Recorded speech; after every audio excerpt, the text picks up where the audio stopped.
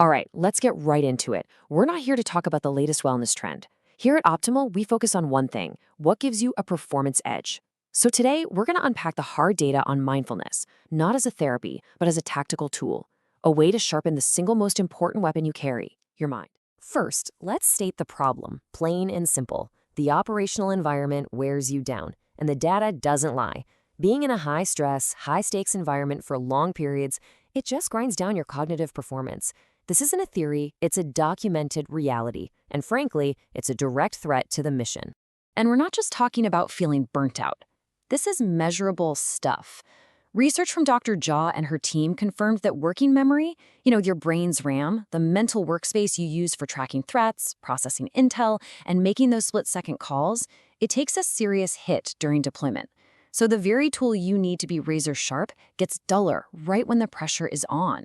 And that brings us to the real battlefield, the one inside your head. You got to think of your mind as a primary system, just like your rifle or your radio. And under the stress of operations, that system is taking fire constantly. You see, the biggest threat you're going to face isn't always something you can see. It's the quiet enemy, the internal decay of your ability to focus, to remember, to think clearly. When that starts to go, your effectiveness plummets. And that, right there, is a critical vulnerability. So what's the countermeasure? How do we defend against this? Well, we need a tool, a kind of mental armor. And this is where we need to completely redefine mindfulness. I mean it, throw out whatever you think you know about it. We're talking about a proactive defensive strategy. At its core, the definition is actually really simple. It's the act of intentionally paying attention to what's happening right now. Your thoughts, what your body is feeling, your surroundings, but, and this is the key part, without judgment. It's not about stopping your thoughts. It's about observing them without getting hooked. It's about maintaining a clear sight picture of your own internal state. And let's be crystal clear about something.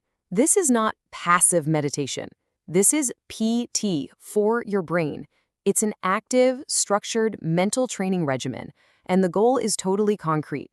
Build up your cognitive resilience and sharpen your focus when you're under a heavy load. Okay, so let's get to the proof. At Optimal, we deal in data, not just ideas. What are the actual measurable performance gains that come from this kind of mental training? So check this out. This chart comes from that same study by Jha, and it tells a powerful story. On the far left, you've got the group with no training. See that big drop? That's their working memory tanking under stress. In the middle, the group with a little bit of practice did a bit better, but now look all the way to the right. The high practice group, they showed almost no decline. Their working memory was protected.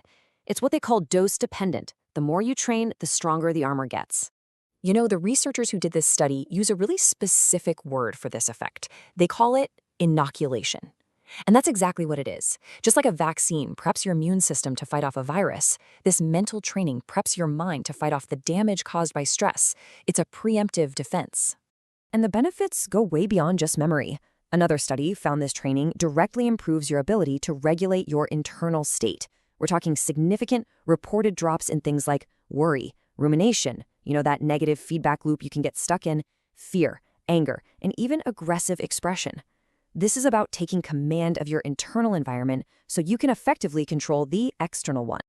So we've seen how this training protects your brain's processing power. Now let's get into a specific technique that gives you another tactical advantage. Think of it as being able to run a constant internal systems check, a skill they call interoception. The technique itself is called the body scan, and it's pretty much exactly what it sounds like. It's a simple procedure where you systematically move your attention through your body, part by part, and just notice the physical sensations that are there without needing to change them. It's like doing a pre-mission check, but on your own system. And the process is straightforward, something you can drill over and over. 1, you focus your attention. 2, you scan methodically through your body. 3, you just observe whatever you feel. Could be tightness, warmth, whatever. And 4, if you find tension, you just consciously release it. It's a drill you can run anytime, anywhere. So why is this so important? Because this heightened awareness is an early warning system. Being this tuned into your body's signals allows you to detect the very first signs of dehydration, of fatigue, or even hypoxia long before they escalate into critical, mission-ending failures. All right, let's bring this all together. How does this kind of practice actually translate into being mission-ready? What's the bottom line tactical advantage here? This slide really lays out the choice in the starkest terms possible. On the left, you've got an untrained mind. It's vulnerable to stress, it suffers cognitive loss, and it's forced into a constant reactive posture, always a step behind. Now look at the right. A trained mind is resilient to stress. It's cognitively protected. It's adaptive and proactive. It's the difference between being a victim of your environment and mastering it. So the takeaway here is incredibly simple. The data shows this training works. It protects your cognitive function, it improves your self-regulation. Plain and simple, it makes you more resilient, more focused, and a hell of a lot more effective when the stakes are at their highest. And we'll just leave you with this one question to think about. You dedicate countless hours to training your body, mastering your weapon systems, and drilling with your team until it's second nature. So, given the evidence, why wouldn't you apply that same discipline to the one piece of gear you use in every single moment of every single mission?